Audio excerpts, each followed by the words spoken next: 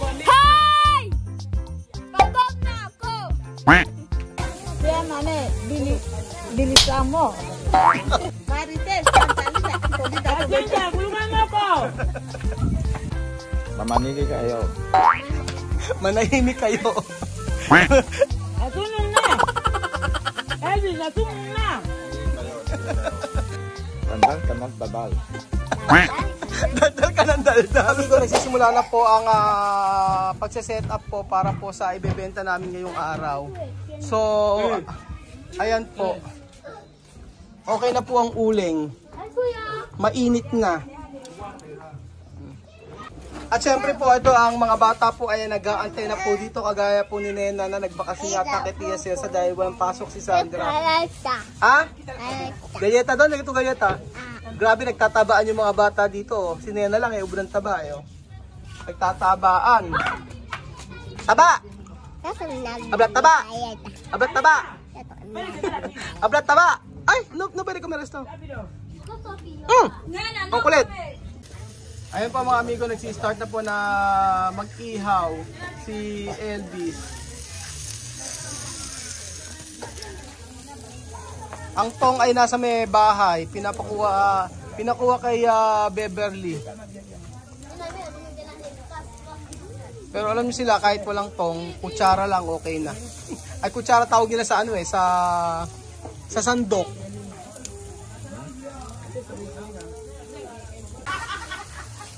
Tingnan po natin mga amigo kung papatok ang chicken inasal dito sa Equatorial Guinea. Tingnan po natin kung may bibilin ng mang inasal. Chicken inasal po mga amigo, napakabango, grabe. Marami po kaming tinimplahan na manok. 2 kaha po yan. At yung isa kasi mga amigo ay para po sa feeding program. So sabi ko kay Tia Celsa,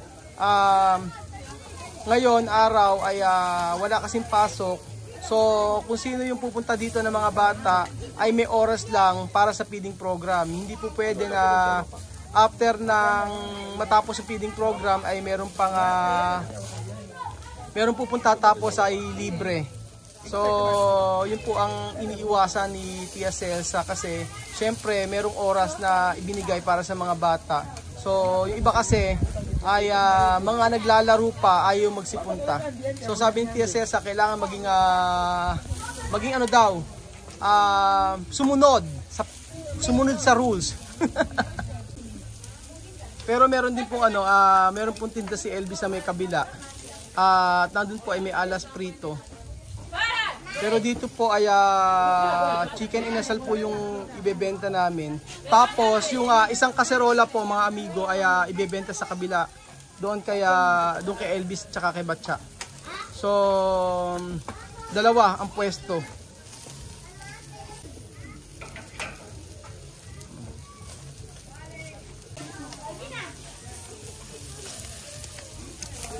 Ang bango-bango! Ang bango-bango na bulaklak! Chicken inasal! Ang bango-bango! Wow! Chicken inasal! Ang bango-bango!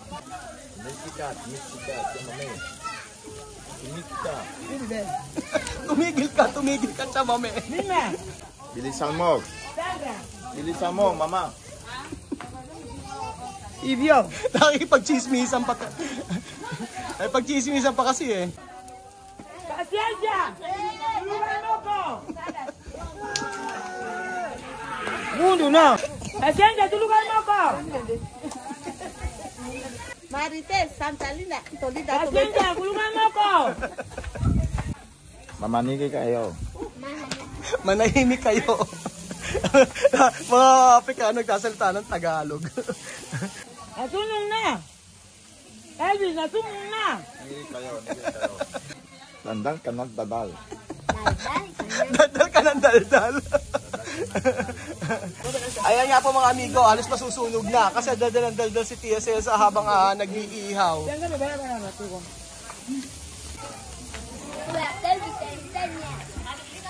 Nakakatuwa po si Elvis mga amigo. Nandun po si apoyo, pumalit para po makita yung niluluto namin dito. Kasi gusto niya makita kung bebenta dito sa may pueblo sa lugar nila Tia Cel sa chicken inasal. Kasi ito po yung first time na magbebenta po sila ng chicken inasal. So excited po ako na I hope and I pray mga amigo ay may bumili. So sabi ko naman kila Tia Cel kung hindi man mabibili ito ay maraming kakain dito. Marami. Pero dati nagluto po kami ng chicken inasal mga amigo, hindi ko na ituro sa kanila kung paano ang paglalagay ng mga ingredients. Pero ngayon alam na po nila. So tingnan nyo po ang ating chicken inasal. Medyo nasusunog na. Pero napakabango po.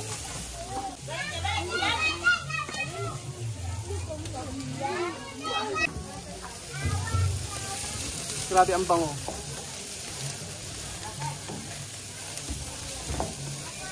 So tinuruan ko na si Tia Cel nito ang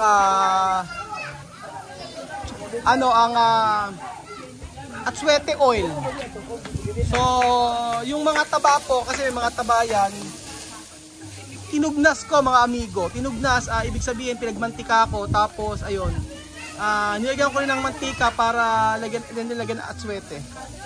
So napakabango po ng ating ibebenta ngayon.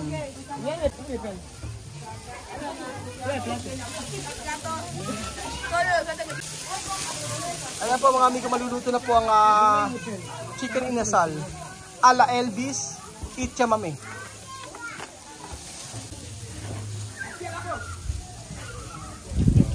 Andito si Sandra tumutulong at saka si Balbina.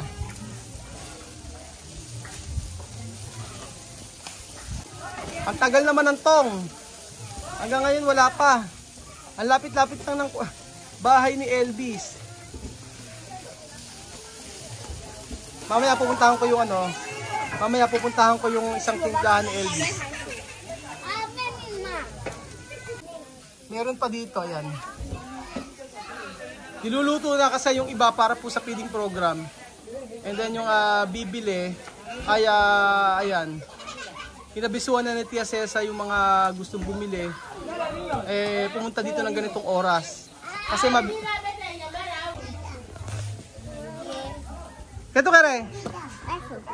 Habla por favor. Por favor. Please. Please. Please. Please. Oh, please. Sabi eso. Come después. Eso.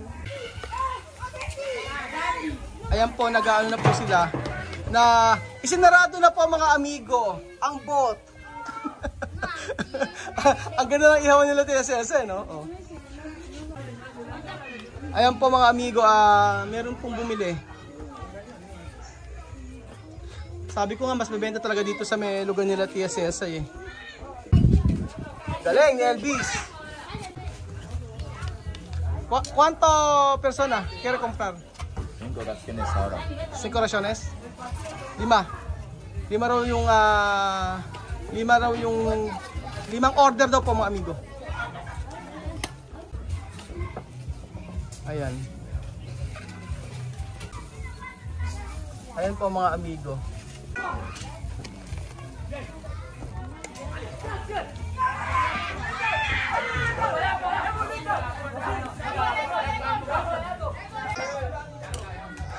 Pinagbihis ko si Misma at dalaga na ayaw magsuot ng bra. Alam niyo po mga amigo, ang mga tao dito talaga hindi talaga sila mahilig magsuot ng pang-itaas.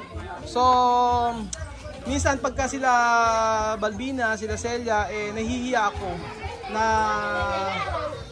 minsan talaga hindi ko na naiisip. Pero ngayon sinabi ko kay Misma habang nagpe-prepare magbihis ng iba. Ayan, ayan na po. Inilabas na po ang bolt mga amigo.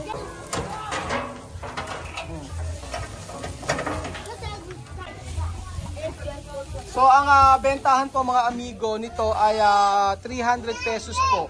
So wag na po tayong magtaka mga amigo kasi mahal po ang bilihin dito sa Equatorial Guinea. So hindi rin po pwedeng only rice. Kasi pag only rice po ay malulugi. Ayan.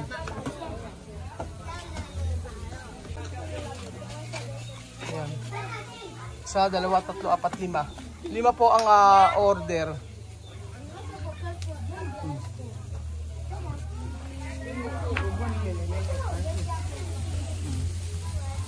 Maganda yung pagkakaluto. Medyo sunog. Ayos lang, ganun talaga. Hindi naman sunog na sunog. At saka hindi siya dry, tinikman ko po mga amigo.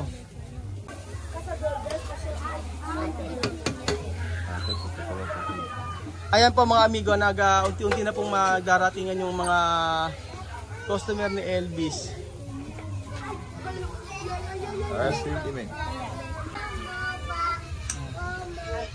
Yung paplato.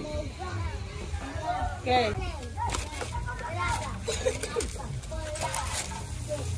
Ayan. Ayan po mga amigo.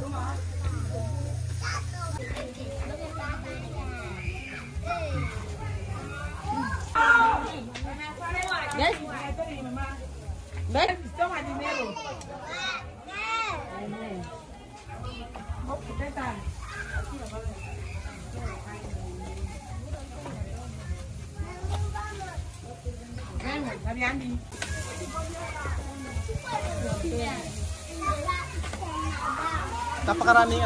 Napakaraming bumibili talaga pag dito pala siya mamilang. Pag sa kalsada, siguro nag-ano lang yung mga customer. Kumbaga nagpaparami pa ng customer pag dun sa kalsada. Pero magtira ang produkto. Oo. Tama nga si Elvis. Yeah. Nape-pressure na naman yata si Elvis. May 5 umorder. May 5 umorder kasi. Ayan na naman. Oh. Ayan. Pagka maraming umorder etong si Elvis nape-pressure eh. Elvis, bilisan mo, Elvis. Hindi na maipintay mukha ni Elvis. Elvis, quieren decimos ahí. ¿Cuánto? No me lo Hey! Sir! 10 daw po mga amigo. 10 ang order. ¿Qué tal? Mabuhay! Sir! Hoy! Mundo de Kuya Raul! Inasal! Sarap! Sarap! Mabuhay!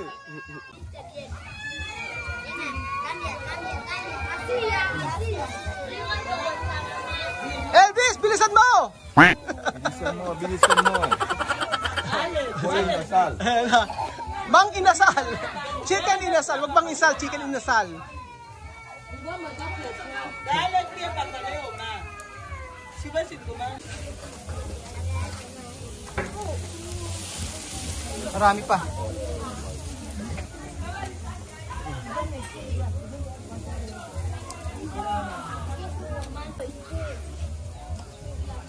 Ang ganda ng ano, oh. Meron. Yan yun. Ano ba?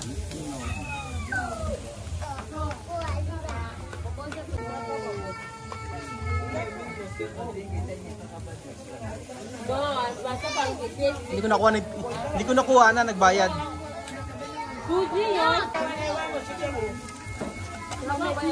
May 10 order tapos merong pahabol na 3.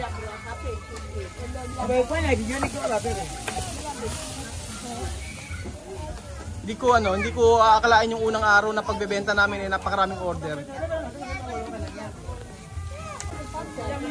Cuando estáis así sentaditos aquí, ¿no sabéis cantar? Ayan. Mas gusto nila ang rice mga amigo pag sa order.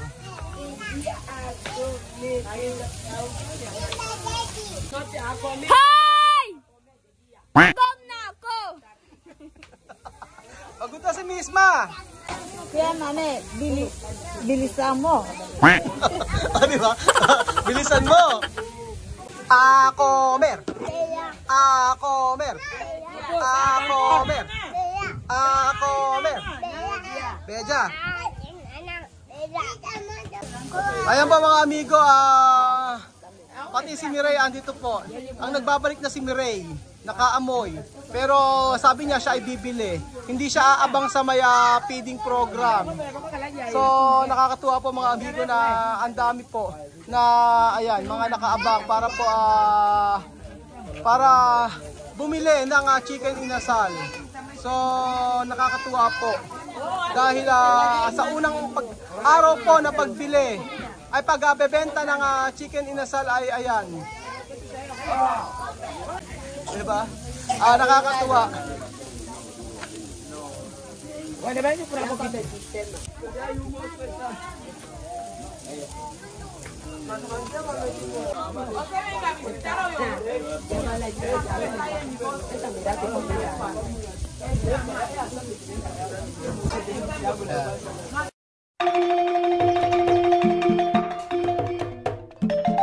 Na-appreciate ko yung paano sila nagdadasal,